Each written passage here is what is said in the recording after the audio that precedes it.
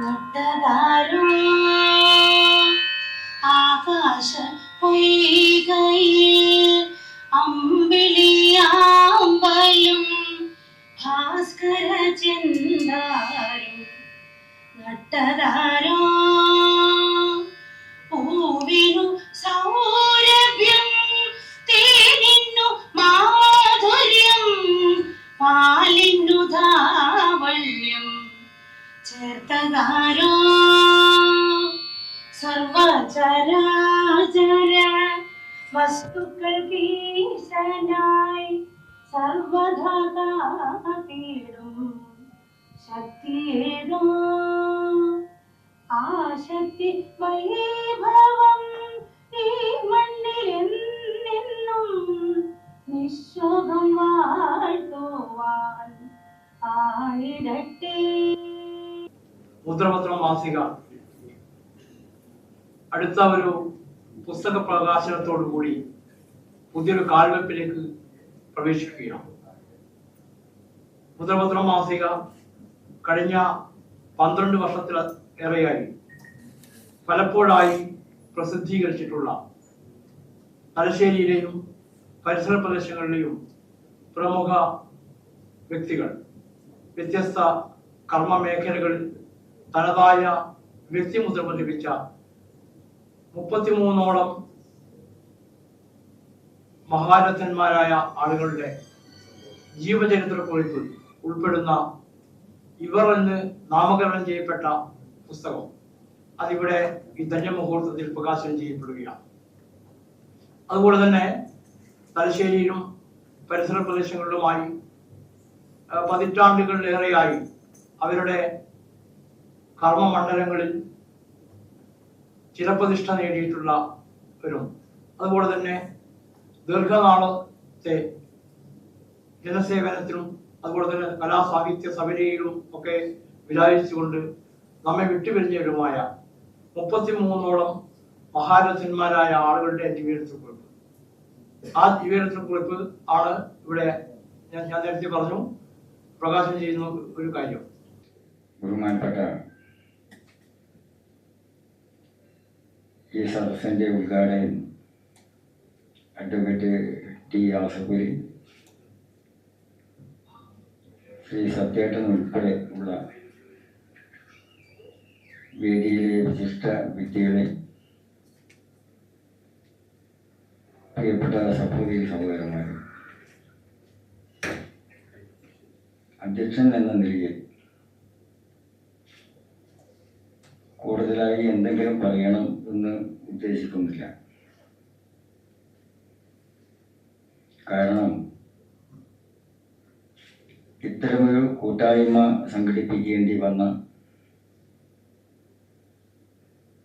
കാര്യകാരണങ്ങളെ കുറിച്ച് സൂക്ഷ്മവും സമഗ്രവുമായി ശ്രീ രാജീവ് മാഷ് ഇവിടെ പ്രതിപാദിക്കുകയുണ്ടായി. കഴിഞ്ഞ 13 വർഷത്തെ മാസികയുടെ യാത്രയിൽ വ്യത്യസ്തമായ നിരവധി പരിപാടികൾ സംഘടിപ്പിക്കാൻ സാധിച്ചിട്ടുണ്ട്. ഇതര വിഭാഗത്തിൽ പെട്ട പരിപാടികളിൽ നിന്ന് വ്യത്യസ്തമായ എന്തൊക്കെ ചെയ്യാൻ പറ്റും എന്നതിൻ്റെ ഭാഗമായിട്ടാണ് ഈ വ്യത്യസ്തത മുദ്രപത്രം മാസിക സമിതി അംഗീകരിച്ചത്.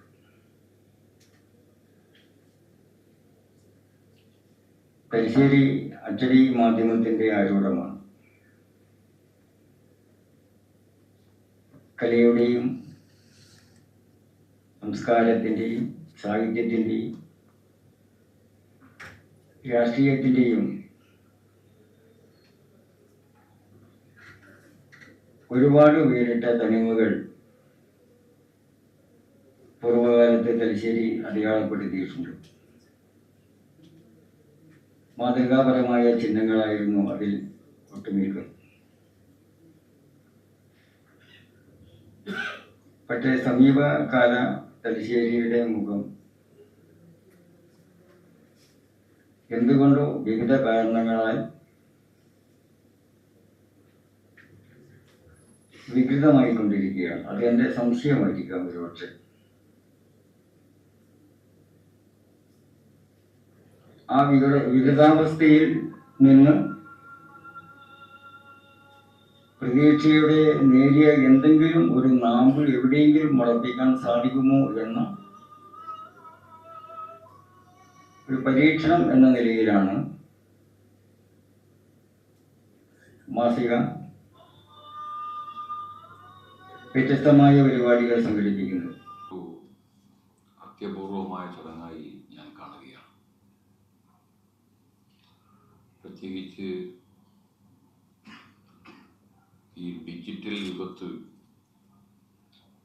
സമസ്ത മേഖലകളിലും നമ്മളറിയാത്ത ഒരു ജീർണത നമ്മളെ പിടിപെട്ടുകൊണ്ടിരിക്കുകയാണ്. എത്ര ഉന്നതരെന്ന് പറയുന്ന ആളുകളും സ്വയം പ്രൊമോഷന് വേണ്ടി സോഷ്യൽ മീഡിയ ഉപയോഗിക്കുന്ന ഒരു കാലത്ത് വ്യത്യസ്ത മേഖലകളിൽ തനതായ വ്യക്തിമുദ്ര പതിപ്പിച്ച വ്യക്തികളെ തെരഞ്ഞുപിടിച്ച് ആദരിക്കുക എന്നത് റിയലി ഒരു പവിത്രമായ ദൗത്യമാണ്. ഇവിടെ ഒരു പത്രപ്രവർത്തകനെയും ഒരു എഴുത്തുകാരനെയും ഒരു നൃത്താധ്യാപികയെയും ഒരു സഹകാരിയെയും 2 ചിത്രകാരന്മാരെയും ആദരിക്കുക മാത്രമല്ല, തലശ്ശേരിയിലെ സമസ്ത മേഖലകളിൽ വിവിധങ്ങളായ ഘട്ടങ്ങളിൽ തങ്ങളുടേതായ വ്യക്തിമുദ്ര പതിപ്പിച്ച മഹാരഥന്മാർ എന്ന് ഞാൻ പറയും. അവരെ കുറിച്ചൊരു പുസ്തകം പ്രസിദ്ധീകരിക്കുകയും ചെയ്യുന്നത് ഈ സൊസൈറ്റിയുടെ ചെയ്യുന്ന ഏറ്റവും വലിയ ഒരു പവിത്രമായ ദൗത്യം എന്ന് ഞാൻ ആവർത്തിച്ച് പറയുന്നു. തലശ്ശേരി നമുക്ക് ചെറുതാണെങ്കിലും ലോകത്തിന് മുമ്പിൽ തലശ്ശേരി നമ്മളെക്കാളെല്ലാം വലിയൊരു പട്ടണമാണ്.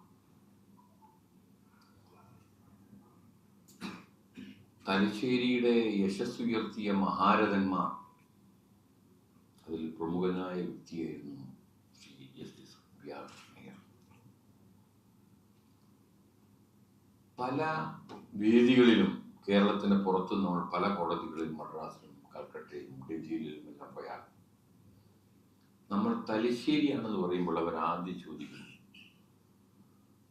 PR കൃഷ്ണയ്യരുടെ സ്ഥലമല്ലേ?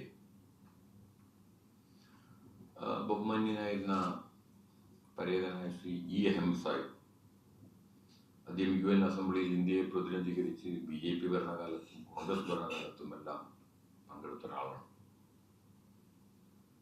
തലശ്ശേരി കോടതിയുടെ 200ാം വാർഷികം ആഘോഷിക്കുന്ന അവസരത്തിൽ ഒരു ദിവസം എന്നെ E. അഹമ്മദ് സാഹിബ് വിളിച്ചിട്ട് പറഞ്ഞു, നിങ്ങൾ ആഘോഷ പരിപാടിക്ക് എൻ്റെ വക ഒരു 25,000 രൂപ തരാൻ തീരുമാനിച്ചിട്ടുണ്ട്. ഞാൻ ചോദിച്ചു, എന്താണ് ഇങ്ങനെ പെട്ടെന്നൊരു പ്രകോപനം?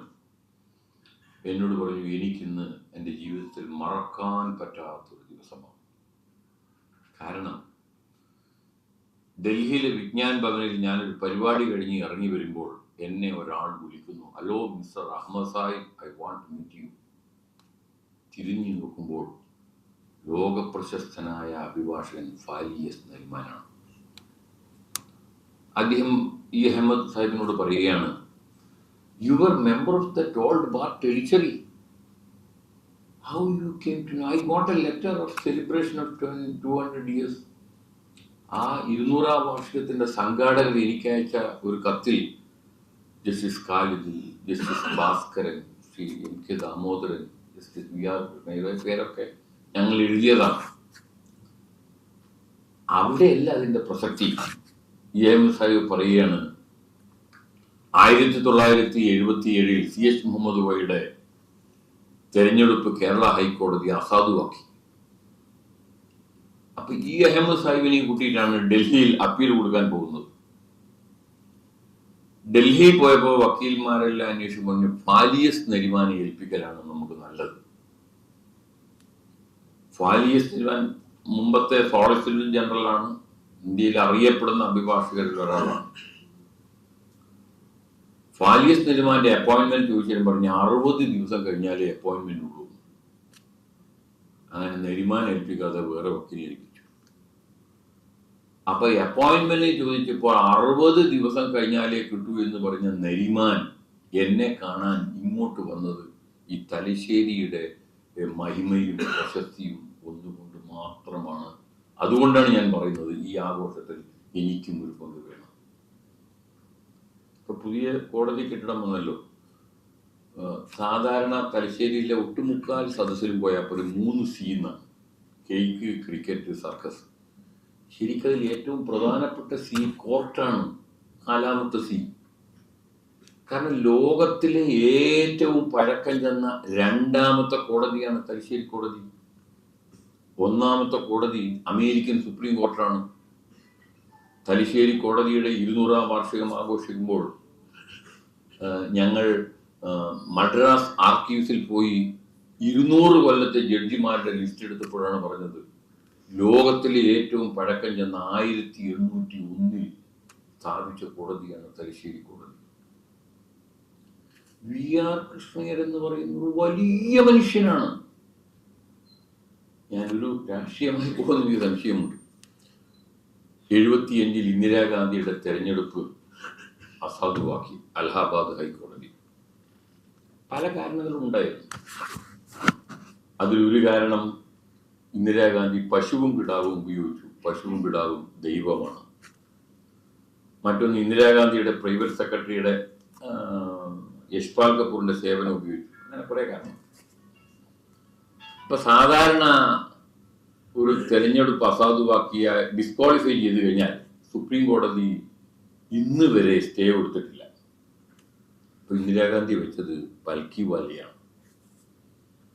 പൽക്കിവാല എന്ന് പറഞ്ഞാൽ ഇന്ത്യ കണ്ട ഏറ്റവും പ്രഗത്ഭമതിയായ അഭിഭാഷകൻ ആരാന്ന് ചോദിച്ചാൽ പൽക്കിവാല എന്ന് പറയും.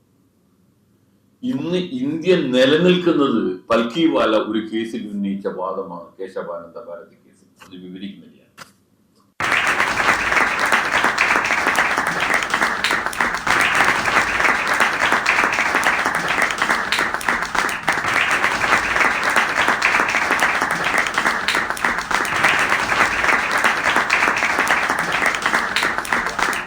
മലയാളത്തിൽ നല്ലൊരു കാവ്യ വീണഭൂ ജനിച്ചത് തലശ്ശേരി. വീണഭൂവിന്റെ ജന്മം തലശ്ശേരിയാണെന്ന് തിരുവനന്തപുരത്ത് വെച്ച് കുമാരനാശൻ എഴുതിയ കവിത അന്നത്തെ സാഹിത്യത്തിൽ പ്രസിദ്ധീകരിക്കാൻ കഴിയാതെ മൂർക്കോത്ത് കുമാരൻ മാസ്റ്റർ തലശ്ശേരിയിൽ മിതവാദി എന്ന പത്രത്തിലൂടെ പ്രസിദ്ധീകരിച്ചാണ് ആ കവിത. എത്രയും മനോഹരമായി 100 വർഷം കഴിഞ്ഞിട്ടും ആ കവിതയും കവിയെയും പ്രകീർത്തിക്കുന്നത് കേരളവും മലയാളികളും ഉണ്ട്. ആ സ്ഥലം കൂടിയുള്ള അതുപോലത്തെ വിദ്യാർത്ഥി നോവൽ മലയാള സാഹിത്യത്തിൽ ആദ്യമായി വന്നത് തലശ്ശേരിയിലാണ്. CV നായനാറുടെ ഒരുപാട് കൃതികൾ മലയാള സാഹിത്യത്തിൽ വന്നു. ഈ പാരമ്പര്യങ്ങളിലും ആ പ്രിന്റ് മീഡിയയിലുള്ള പത്രം ഇവിടെയാണ് വന്നത്. കർമ്മൻ കൊണ്ടോട്ട് പ്രസിദ്ധീകരിച്ച ആ പത്രം ഇത്രയൊക്കെ പ്രാബല്യമുള്ള ഒരു പ്രദേശത്താണ്. ഇനി വേറെ ഒന്നുണ്ട്. ചരിത്രത്തിലെ രസകരമായ ഒരു കാലഘട്ടമായിരുന്നു. ഒരു 5-8 പുസ്തകങ്ങൾ പഠിച്ച നോവലിനേക്കാൾ മനോഹരമായിട്ട് അതിലൊന്ന് നമ്മുടെ ആളുകളെ പറ്റിയാണ്. ലോകത്ത് ഇടൻ ധർമ്മകം വികസിപ്പിച്ച് തലശ്ശേരിക്കാരനായ മൂസിയ ശുഭോക്കാര മോസ അത് പുസ്തകമാക്കിയിട്ടുള്ളത്. അത് വായിക്കുമ്പോൾ എന്തൊക്കെയോ എവിടേക്കോ ഒരു സന്തോഷം തോന്നുന്നു. ഈ ചരിത്രത്തിൽ ഒരു 4-5 കാര്യങ്ങൾ അഡ്രാഗൻ കോളേജിന്റെ ചരിത്രം റോഡ് ഓൺ ദ പാത്ത് അത് നിലവാറിന്റെ ചരിത്രമാണ്. ഇത് രസകരമായിട്ട് അതൊക്കെ വായിക്കാൻ ആ കൃതികൾ എഴുതിയ ചുവക്കാരൻ മൂസയുടെ കഥ വന്ന ഈ പ്രദേശത്തിന്റെ ആളുകൾക്ക് ഒരു വായനാ താല്പര്യം കൊണ്ടുവരിക. ഇനി വരികയാണെങ്കിൽ അത്ഭുതമായ ഒരു സമൂഹം ഉയർത്തിയെടുക്കുന്നത്. ഇതിൽ പങ്കാളിയായിക്കൊണ്ട് ഞാൻ പറയാൻ ഉദ്ദേശിച്ചതും ഇത്രയും ആളുകളെങ്കിലും രസകരമായ അന്തരീക്ഷം നമുക്ക് ആസ്വദിക്കാൻ സാധിക്കുന്നത് സായാഹ്നമാണ്. ഈ സായാഹ്നം ഒരുക്കിത്തന്ന മുദ്രപത്രത്തിലും അതിന്റെ സംഘാടകരോട് നന്ദി പറഞ്ഞുകൊണ്ട് ഞാൻ അധികം നിങ്ങൾ ബുദ്ധിമുട്ടിക്കാതെ ഇടവാങ്ങുന്നു. എല്ലാവിധ നന്മകളും സദസ്സില് നമ്മുടെ ബാങ്ക് പ്രസിഡന്റ് ഇങ്ങേയറ്റത്തിരിക്കുന്നു. അങ്ങേയറ്റത്ത് മുതിർന്ന മാധ്യമ പ്രവർത്തകൻ പൊന്നിൻ കൃഷ്ണൻ സാർ. ഒക്കെ ഇതൊക്കെ കൂടിച്ചേരുന്ന ഒരു പേര്. ഇവിടെ ഇപ്പോ എനിക്കൊരു ഉത്ഭയം ഉള്ളത്, ഞാനിവിടെ പ്രസംഗിക്കുന്നത് ആ പ്രസംഗത്തിന്റെ ഒഴുക്ക്, ആ ഭാഷണത്തിന്റെ ഒരു ഒഴുക്ക് നഷ്ടപ്പെടുത്തുമോ എന്നുള്ളൊരു ചെറിയ ഉത്ഭയം. കാരണം ഉദ്ഘാടക ഭാഷണം അതൊരു 1.5 പത്തമാനം പേര്. പ്രമുഖ അഭിഭാഷകൻ എന്നുള്ളതിലേക്ക് നിയമരംഗത്തെ വളരെ പ്രസിദ്ധമായ വിധികളും അഭിഭാഷകരുടെ കോട്ടിങ്ങുകളൊക്കെ ഉദ്ധരിച്ചുകൊണ്ട്, അതുപോലെ പത്രപ്രവർത്തനത്തിന്റെ രംഗം പറയുമ്പോൾ അതിന്റെ കാര്യങ്ങളൊക്കെ പറഞ്ഞുകൊണ്ട്, ഒരുപക്ഷെ എനിക്കുള്ള ജോലി അത് വളരെ ലഘുവാക്കി തീർത്തുകൊണ്ട്, കാരണം അദ്ദേഹം ഇതിന്റെ സത്ത പറഞ്ഞു കഴിഞ്ഞു പുസ്തകത്തിനെ കുറിച്ച്. അപ്പൊ ഇനിയിപ്പോ ഞാൻ അതിന്റെ പകുതിയെ പറയേണ്ടത്. അങ്ങനെയാണ് അറിഞ്ഞതിൽ പാതി പറയാതെ പോയി, പറഞ്ഞതിൽ പാതി പതിനായും പോയി എന്നൊക്കെ പറയുന്നത് പോലെ ഈ പുസ്തകത്തെ കുറിച്ച് പറയേണ്ടതിന്റെ ഏതാണ്ട് ഒരു 60% ആ സംഭാഷണത്തിൽ കടന്നത്. അതൊരു പക്ഷേ ശ്രീ ആസഫ് അലി പറയുന്ന രൂപത്തിൽ എനിക്ക് അസാധ്യവുമാണ് അങ്ങനെ പറയാൻ. അതുകൊണ്ട് തന്നെ എന്റെ ജോലി എളുപ്പമായി എന്നുള്ള ഒരു വളരെ സന്തോഷപൂർവ്വം, അതാണ് ഞാൻ ആദ്യം ഉത്ഭയം എന്ന് പറഞ്ഞത്. പക്ഷെ അത് സന്തോഷകരമാണ്. കാരണം അങ്ങനെ പറഞ്ഞുകൊണ്ട് തന്നെ ഈ പുസ്തകത്തെ പരിചയപ്പെടുത്തി. ഇനിയിപ്പോ ഈ പുസ്തകത്തെ കുറിച്ച് കൂടുതലൊന്നും എനിക്ക് പറയേണ്ടതില്ല എന്നുള്ള ഒരു സന്തോഷമാണ് ഞാനിവിടെ പങ്കുവെച്ചത്. പുസ്തകം ഇവരാണ്. നമ്മുടെ സമൂഹത്തിൽ ഇവർ ഉണ്ട് എന്നുള്ള ഒരു ഉണർത്തലാണ് ഈ പുസ്തകം. ഒരുപക്ഷെ അല്പം വാക്ക് മാറ്റി പറഞ്ഞാൽ, വാചകം മാറ്റി പറഞ്ഞാൽ, നമ്മുടെ സമൂഹത്തിൽ ഇവരും ഉണ്ട്, ഇവർ ഉണ്ട് എന്നല്ല, നമ്മുടെ സമൂഹത്തിൽ നമുക്കൊപ്പം, നമ്മുടെ അയൽപ്പക്കത്ത്, നമ്മുടെ നാട്ടിൽ ഇവരുമുണ്ട് എന്നുള്ള ഒരു ഉണർത്തലാണ് ഈ പുസ്തകം. ഇതൊരു പക്ഷേ മുദ്രപത്രത്തിന് മാത്രമേ സാധ്യമാകൂ എന്ന് ആസഫ് അലി പറഞ്ഞു വെച്ചിട്ടുണ്ട്. പത്രപ്രവർത്തനത്തിന്റെ അങ്ങേയറ്റം തൊട്ട് ഇങ്ങേയറ്റത്ത് തലശ്ശേരി ഇവിടെ മുദ്രപത്രവുമുണ്ട്. മുദ്രപത്രത്തിന് മാത്രം സാധ്യമാകുന്ന ഒരു കർത്തവ്യമാണ് ഇവരെ പരിചയപ്പെടുത്തൽ എന്ന് അദ്ദേഹം പറഞ്ഞു വെച്ചിട്ടുണ്ട്. ഇനിയിപ്പോ എനിക്ക് ഈ പുസ്തകത്തിനെ കുറിച്ച് കൂടുതൽ എന്തെങ്കിലും പറഞ്ഞാൽ, സാധാരണ നമ്മുടെ കൂട്ടത്തിലെ പ്രാസംഗികന്മാരൊക്കെ ഈ പുസ്തക പരിചയത്തിന് പോയാൽ ചില അബദ്ധങ്ങൾ ചെയ്യുന്നു.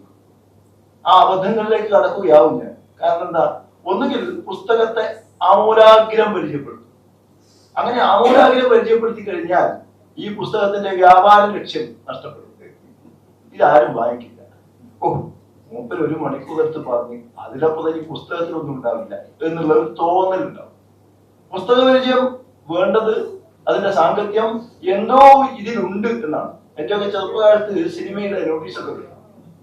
അനൗൺസ്മെന്റ് വണ്ടിയിൽ നസീറിന്റെയും സത്യന്റെ ഒക്കെ പേരൊക്കെ പറഞ്ഞുകൊണ്ട് അനൗൺസ്മെന്റ് വണ്ടിയൊക്കെ പായുമ്പോൾ നമ്മളൊക്കെ ഇതിന്റെ പിറകിലോടും. അങ്ങനെ പിറകിലോടുമ്പോ ഈ അനൗൺസ്മെന്റ് വണ്ടിയിലുള്ള ആ ഒരു കക്ഷിക്ക് സൗമനസ്യം തോന്നിയെങ്കിൽ ഞങ്ങൾക്ക് നോട്ടീസ് തന്നിയത്. ആ നോട്ടീസിൽ കാണുക നല്ല ഒരു കഥ, അവസാനം ശേഷം സ്ക്രീനിൽ എന്നാണ്. അപ്പൊ ആ ശേഷം സ്ക്രീനിൽ എന്നില്ലെങ്കിൽ നമ്മളൊന്നും അച്ഛന്റെയോ അമ്മേന്റെ കയ്യിൽ നിന്ന് എങ്ങനെയൊക്കെയോ വാങ്ങിക്കൂട്ടിയ പൈസ കൊണ്ട് സിനിമ കാണാൻ പോകില്ല. കാരണം ഈ കഥയും ഇതിലുണ്ടല്ലോ. പക്ഷെ ആ ശേഷം സ്ക്രീനിലുണ്ടല്ലോ, അതറിയാനാണ് നമ്മൾ ടാക്കീസിലേക്ക് പോകുന്നത്. അതുപോലെ ഇവരിൽ ആസഫ് അലി പറഞ്ഞതിനപ്പുറം എന്തൊക്കെയോ ഉണ്ട് എന്ന് പറയേണ്ടുന്ന ഒരു ചുമതലയാണ് എനിക്ക്. ഞാനത് പറഞ്ഞു തുടങ്ങുന്നില്ല. കാരണം ഈ പുസ്തകത്തിന് മുന്നേ പ്രസിദ്ധീകരിച്ച നമ്മുടെ കതിരൂർ കെ ദിലീപ് കുമാറിന്റെ ഒരു ബൃഹത് നോവലുണ്ട്. ഇപ്പൊ അങ്ങനെ മഹാഭാരതം പോലെ കൃതികൾ എന്നൊരു ചുരുക്കം. ദിലീപ് എങ്ങനെയായിരുന്നു മഹാഭാരതം പോലെ ഇത്രയും വലിയൊരു ഗ്രന്ഥം എഴുതിയത് എന്ന് എനിക്കറിയില്ല. അപ്പോ ആ പുസ്തകം അവിടെ മേശപ്പുറത്ത് വെച്ചിട്ടുണ്ട്. അത് ഏതാണ്ടൊക്കെ ആൾക്കാർ വാങ്ങിയതാണ്. പിന്നെ ഇവരെയും പരിചയപ്പെടാനായി അവിടെ വെച്ചിട്ടുണ്ട്. അതിനു മുമ്പ് ബാലമാഷ മഹാഭാഗന്മാർ, നമുക്ക് കയ്യിലെടുക്കാൻ പറ്റുന്ന കുറച്ച് പുസ്തകങ്ങളാണ്. എല്ലാ പുസ്തകങ്ങളും നമ്മൾ ചെറുപ്പൂട്ടി വെച്ചില്ല, അത് അവിടെ തന്നെ ഉണ്ട്. അപ്പൊ അത് പോകുമ്പോൾ അത് കാശ് കൊടുത്ത് വാങ്ങണം എന്നാണ് എനിക്ക് ഇവിടെ കൂടിയൊരു പറയാനുള്ളത്. ഏതായാലും ഇവരിൽ ഉൾപ്പെട്ടത് ഏതാണ്ട് 100ഓളം പേരെ മുദ്രപത്ര മാസിക വ്യത്യസ്ത രംഗങ്ങളിലായി വിവിധ പതിപ്പുകളിലായി പരിചയപ്പെടുത്തി. അതിൽ 33 പേരെ, എന്താണ് ഈ 33ന്റെ കണക്ക് എന്നത് ഞാൻ പറയുന്നില്ല, ഒരു 33 പേരെയാണ് ഇവർ എന്നുള്ള ഈ പുസ്തകത്തിൽ ഉൾപ്പെടുത്തിയിട്ടുള്ളത്. കാർത്തിക അണ്ടലൂരിനെ പഴമ കൈവിടാതെ എന്ന തലക്കെട്ടിൽ പരിചയപ്പെടുത്തിയിട്ടുണ്ട്. VK സത്യാനന്ദൻ ഇവിടെ വേദിയിലിരിക്കുന്നുണ്ട്. ഒറ്റപ്പെടലിൽ തളരാതെ. ഈ തലക്കെട്ടുകൾ എപ്പോഴും നമ്മുടെ പത്രഭാഷയിൽ പറയുമ്പോൾ ഹൂക്കിംഗ് ആയിരിക്കണം, അത് വലിച്ചു കൊണ്ടുവരണം. ആ തലക്കെട്ട് വായിച്ചാൽ ഉള്ളടക്കം അറിയാനുള്ള ഒരു വ്യഗ്രത, ഒരു ആകാംക്ഷ, ഒരു ജിജ്ഞാസ ഉണ്ടാവണം. അതാണ് തലക്കെട്ടിന്റെ ഒരു രഹസ്യം. ഇതിലൊക്കെ അങ്ങനെയുണ്ട്. അപ്പൊ ഇതൊക്കെ എഴുതിയതൊക്കെ ദിലീപിനെ പോലുള്ള കേവലം എഴുതാൻ അറിയുന്നവർ ആയിരിക്കും എന്ന് എനിക്ക് തോന്നുന്നു. അഡ്വക്കേറ്റ് കെ ഡി ദേവസിയെ പരാമർശിച്ചിരിക്കുന്നു. സൗമ്യം, മധുരം, സമീപനം എന്നുള്ള തലക്കെട്ട്. കലാർത്ഥയെ തന്നെ ജീവിതം സെൻസായി വിനോദ് കുമാറിനെ വിശേഷിപ്പിച്ചിരിക്കുന്നു. ശൈലേഷ് ഗുരുക്കൾ ഗുരുകുലം കളരി സംഘം അരനൂറ്റാണ്ടിലേക്ക്. മുരിക്കോളി രവീന്ദ്രനെ ഗുരുമന്ദിരത്തിന്റെ രജത ജൂബിലി പ്രസിഡന്റിന്റെയും എന്നാണ് തലക്കെട്ട്. ഞാൻ ഈ തലക്കെട്ട് മാത്രം പറയുന്നത് തലക്കെട്ട് കടന്ന് ഉള്ളടക്കത്തിലേക്ക് കടന്നാൽ ഞാൻ ആ പറഞ്ഞ അബദ്ധം ചെയ്തു പോകും എന്നുള്ളത് കൊണ്ടാണ്. കെ വി വിജയൻ മാസ്റ്റർ ഇവിടെ ഉണ്ട്. കെ വി വിജയൻ മാസ്റ്റർ ചിത്രരചന തുടരുകയാണ്. അപ്പൊ തുടരുകയാണ് എന്ന് പറയുമ്പോൾ ഇപ്പോഴും തുടരുന്നു എന്നാണല്ലോ, അതിൽ എന്തോ ഉണ്ട്. അതുപോലെ എ രവീന്ദ്രൻ മാസ്റ്റർ ഇവിടെ ഉണ്ടല്ലോ. അവഗണനയെ ഊർജമാക്കിയ രവീന്ദ്രൻ. കെ സി ജയപ്രകാശ് തനിയെ തിളങ്ങുന്ന ജയപ്രകാശ്. ശൈലജ ടീച്ചർ സംഗീത വഴിയിലൂടെ രണ്ണന്റെ സാരഥിയായി. കെ സി അഹമ്മദ് ആദരിക്കപ്പെടുമ്പോൾ. മേജർ പി ഗോവിന്ദൻ നേരെ ഇവിടെ ഉണ്ടായിരുന്ന വേറെ ചടങ്ങിൽ പങ്കെടുക്കാൻ വേണ്ടി അദ്ദേഹം സ്ഥലം വിട്ടു. സാമൂഹിക സേവനവുമായി major Govindan. M V Chandradasan വയറും മനവും നിറച്ച ചന്ദ്രദാസൻ, ഒരു ഹോട്ടൽ നടത്തിയതാണ്. വയറും മനവും നിറച്ച ചന്ദ്രദാസൻ. അതുപോലെ ഡോക്ടർ സി കെ ഭാഗ്യനാഥ് നാടകം രചിക്കുന്ന ഡോക്ടർ. ഡോക്ടറുടെ കർത്തവ്യം നമുക്കറിയാം. അപ്പൊ നാടകം രചിക്കുന്ന ഡോക്ടർ. യാമിനി വരയുടെ കാമിനി എന്നാണ് തലക്കെട്ട്. വര തുടങ്ങിയ അവസരത്തിലാണ് ഇങ്ങനെ പറയുന്നത്. അതിപ്പോ ആ വാക്കുകൾ സാർത്ഥകമാണെന്ന് തോന്നുന്നു. ഡോക്ടർ കെ കെ കുമാരൻ മോശമുണ്ട്. വാർദ്ധക്യത്തിലെ ഓരോ ഇപ്പോഴും അങ്ങനെയാണ്. ഇപ്പോഴും നമ്മൾ ഇപ്പോ സ്റ്റെപ്പ് കയറുമ്പോൾ കൈ പിടിക്കാൻ കയറി അതാണ് കുമാരൻ. കെ ശ്രീനിവാസൻ ആൾക്കൂട്ടത്തിൽ ഒരേ ഒരു സ്ത്രീ അവിടെ ഇല്ല, പോയി. ചാലക്കര പുരുഷു പേനയും നാക്കും ആയുധമാക്കിയ പോരാളി, അത് അസംബ്ലി സാർ പറഞ്ഞു കഴിഞ്ഞു. കെ വിജയൻ മാസ്റ്റർ ആത്മാർപ്പണത്തിന്റെ വിജയഗാഥ. സെൻസായി സി എൻ മുരളി കരാട്ടയിലെ വേറിട്ട സാന്നിധ്യം. പ്രൊഫസർ ദാസൻ പുത്തലത്ത് ചിത്രം, ചരിത്രം, സംസ്കാരം, വീഥികളിലെ ഒറ്റയാൾ. ടി കെ മാറിയിടം എഴുത്തിന്റെ സർവമേഖലയിലും കൈവച്ച മാറിയിടം. അടിയേരി ഗംഗാധരൻ പെരുമാറ്റം സൗമ്യം, എഴുത്തോ അതിലെഴിലം. കയനാടത്ത് രാഘവൻ മാസ്റ്റർ മോസിയ കയനാട് ഫ്രഞ്ച് ഭാഷയുടെ താക്കോൽ സൂക്ഷിപ്പുകാരൻ. വസന്ത തിരുവങ്കാട് കലാസബരിയുടെ അരനൂറ്റാണ്ട്. എ അഹമ്മദ് ഹാജി ചെസ്സും താജ് ലോഡ്ജും പിന്നെ അഹമ്മദ് ഹാജി. അതിലൊക്കെ പറയുന്ന ചരിത്ര വസ്തുക്കൾ പലപ്പോഴും നമുക്ക് അറിയില്ല എന്നുള്ളതാണ്. തലശ്ശേരിയുടെ ഒരു ഭാഗം, ഒരംശം എന്തെന്ന് ചൂണ്ടിക്കാണിക്കാൻ അദ്ദേഹത്തിന് കഴിയും. അദ്ദേഹത്തിന്റെ പാർട്ടിയുമായി ഒരു ബന്ധമില്ലാത്ത കൃഷ്ണയ്യർ, അദ്ദേഹത്തിന്റെ പാർട്ടിക്കെതിരായ എന്ന കൃഷ്ണയ്യർ, അദ്ദേഹം തലശ്ശേരിയുടെ ഒരു മഹാപുരുഷനാണ് എന്ന് അദ്ദേഹം ചൂണ്ടിക്കാണിച്ചു. അങ്ങനെ ചൂണ്ടിക്കാണിക്കാൻ കഴിയുന്നതിന് വലിയ സംഭവമാണ്. കൃഷ്ണയ്യരുടെ പാർട്ടിക്കാരന് കോൺഗ്രസിൽ അങ്ങനെ ഒരാൾ ചൂണ്ടിക്കാണിക്കാൻ പറ്റുമോ? പറ്റില്ല. നമ്മുടെ രീതി അങ്ങനെയാണ്. കോൺഗ്രസിന്റെ ജനാധിപത്യ രീതി വെച്ച് ഒരു കോൺഗ്രസ് നേതാവായ ആസിഫ് അലിക്ക് അങ്ങനെ പറയാൻ കഴിയും. എനിക്കിപ്പോ കമ്മ്യൂണിസ്റ്റ് പാർട്ടിയായിട്ടും വലിയ ബന്ധമില്ല. പക്ഷെ എനിക്ക് ഇപ്പൊ പറയാം. പക്ഷെ അയാൾ CPM-ന്റെ കൂടിയാണെങ്കിൽ, CMP-യുടെ കൂടിയാണെങ്കിൽ ആ പാർട്ടിക്ക് അതീതമായി നിൽക്കുന്ന ഏതെങ്കിലും ഒരാളെ ചൂണ്ടിക്കാണിച്ച് ഇദ്ദേഹം മാന്യനാണ്, മഹാനാണ്, കൊള്ളാവുന്നതാണെന്ന് പറയാൻ പറ്റും. ഉള്ളിന്റെ ഉള്ളിൽ ഉണ്ടെങ്കിലും പറയില്ല. ഒരു അറച്ചറച്ച് നിൽക്കുന്ന രീതിയുണ്ട്. എത്രയോ കാലമായി നമ്മളൊക്കെ സ്വാധീനിച്ച ഒരു പ്രേതമാണെന്നാണ് ഇപ്പൊ തോന്നുന്നത്. ഒരു വലിയ പ്രേതം. പക്ഷേ ആസിഫലിക്ക് അങ്ങനെ തോന്നിയില്ല. കൃഷ്ണയ്യരുടെ പ്രാധാന്യം ഇന്നതാണ്. ദൂരെ എത്തുന്ന ഒരു കോൺഗ്രസ് സ്ഥാനങ്ങൾ പറയാൻ കഴിയുന്നു. ഈ വിശിഷ്ട വ്യക്തികൾക്കുള്ള ഉപകാര സമർപ്പണമാണ് അടുത്ത്. ശ്രീ ദിലീപ് സ്റ്റേജിലേക്ക് വരണം. ഉപകാര സമർപ്പണത്തിന് അഡ്വക്കേറ്റ് ടി ആസിഫ് അലി അവരെ ക്ഷണിക്കുന്നു. അവർക്കുള്ള സർട്ടിഫിക്കറ്റിന്റെ വിതരണം നിർവഹിക്കാൻ മുദ്രാപത്ര മാസികയുടെ സഹപത്രാധിപർ ശ്രീ ദിലീപ്.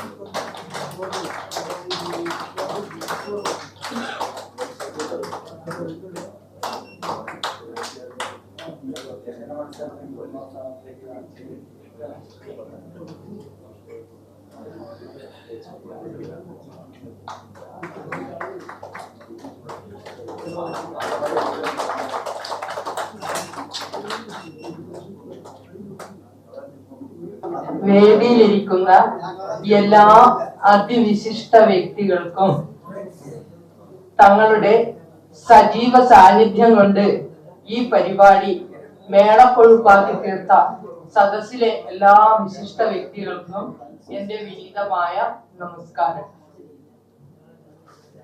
തലശ്ശേരിയിലെ ഏറ്റവും പ്രസിദ്ധമായ മാസികയായ മുദ്രപത്രം തന്ന ഈ ഏറ്റവും വലിയ അംഗീകാരം എനിക്ക് ഒരു ദേശീയ അവാർഡ് കിട്ടിയതിന് സമമായി ഞാൻ വിചാരിക്കുകയാണ്. ഇത്രയും വലിയ ഒരു അംഗീകാരം കിട്ടാനുള്ള ഒരു അർഹത എനിക്കുണ്ടോ എന്നും കൂടി ഞാൻ സംശയിക്കുകയാണ്. ഈ മുദ്രപത്രം മാസിക മേൽക്കുമേൽ ഉയരങ്ങളിലേക്ക് എത്തട്ടെ, അതിനുള്ള എല്ലാ സഹായ സഹകരണങ്ങളും നാനാ ഭാഗത്തു നിന്നും ലഭിക്കുവാനുള്ള എല്ലാ സാഹചര്യവും പത്രാധിപരായ ജനാർദ്ദനൻ സാറിനും ബാക്കിയുള്ള എല്ലാ സഹപ്രവർത്തകർക്കും ലഭിക്കും.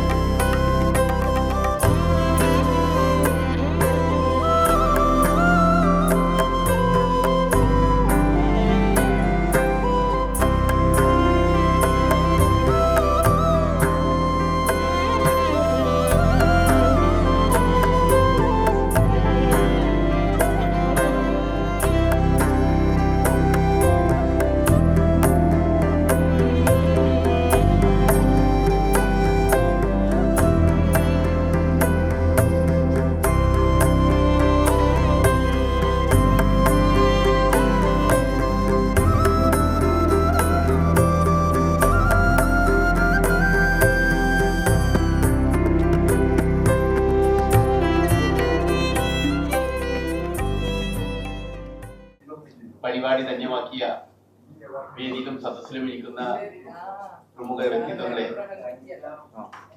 ഈ വൈകിയ വേളയിൽ ഒരു പ്രസംഗം നടത്തുന്നത് അനുചിതമായിരിക്കും എന്നുള്ളത് കൊണ്ട് തന്നെ ഞാൻ മുദ്രപത്രത്തിന്റെ ഈ പരിപാടിയെ പറ്റിയൊന്നും വിശദമായിട്ടൊന്നും പ്രതിപാദിക്കുന്നില്ല.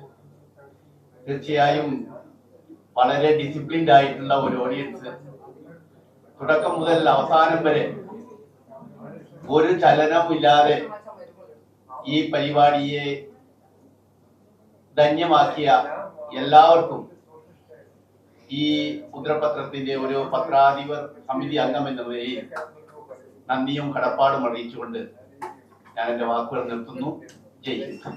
മുദ്രപത്ര മാസിക പ്രസിദ്ധീകരിച്ച 12ാമത്തെ പുസ്തകമാണ് ഇവിടെ പ്രകാശനം ചെയ്യുന്നത്.